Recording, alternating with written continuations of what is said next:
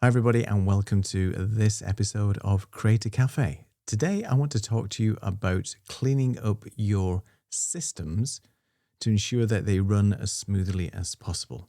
Now you might think this is a bit of a task that's not really that necessary, but let me tell you, every year I would typically wipe and format my system completely and then rebuild it from scratch.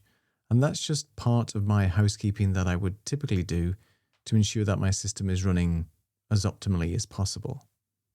I hadn't done this for about 3 years, and I'm running a Mac system with the latest operating system, that's Tahoe version 26.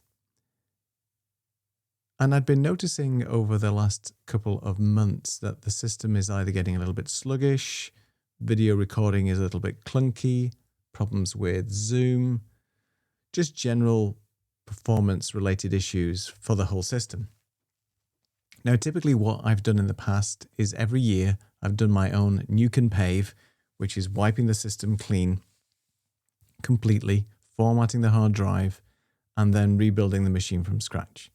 Now, obviously, I'd take a backup, a full clone backup of the entire Mac system. That includes operating system data, all the files that I have, all the applications, and all my relevant data as well.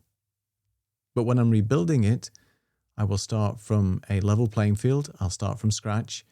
The disk will be formatted, and then I will simply install the operating system, add all the applications, and then I will copy my user data over.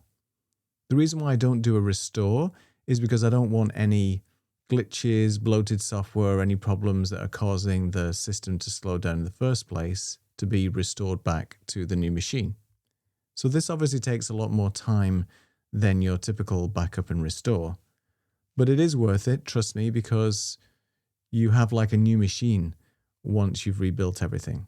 My machine now is running very well indeed, and I just wanted to share this with you because it did take a long time. It took around 2 days because I have a lot of applications, and my workflow for my machine, I use it for video editing, live streaming, music production, day-to-day work stuff. So it has a lot of software on there. So I just want to make sure that when I am restoring everything and getting the latest versions of the software that I use on the machine, I know that it's optimal and ready to go. So the things that I use, I'm running a Mac system, as I said. The backup software I use is something called SuperDuper. I've been using it now for, I want to say 15 years when it first came out, even longer probably. And it's by a company called Shirt Pocket. And it's a really simple piece of software, but effective. It just takes a complete clone of your machine, a bit-by-bit copy of the drive, and you get basically a mirror of your entire disk on another disk. And that's great if you have a hard drive system failure. You can actually do a full restore of the machine very quickly because it takes that sort of cloned copy. In this case, I used it as well just for taking a full backup. And it uses technology that will just simply do incremental backups, so you don't always have to wipe the drive and copy everything over again. So it's much easier that way, and it was a simple way for me to do that. So that was the tool that I used. Downloaded the Tahoe software, and then just reinstalled the machine from scratch. I also had some problems with the number of monitors that I had. Now, the system allows you to have at least 5 monitors connected to it, and that's the limit I was running, but I think that was too taxing for the machine, too taxing for the GPU, especially when I'm running live streams and things. So I've cut that down now to 4 monitors, one of which is an Elgato prompter. So 3 main widescreen monitors, 2 of them running at 1920 by 1080, and the other one is running at 4K. I wouldn't recommend running 4K monitors across all the system, even though Apple does say that you can run, I think, up to 2 or 3 5K monitors. I think it's 2 5K and the rest are 1080. Either way, I wouldn't recommend doing it because it does put a lot of stress on your machine, especially if you're using the same Mac for live streaming, which is what I'm doing. So I just thought I'd share this short little podcast with you, in keeping with trying to keep up the momentum and doing one podcast every week.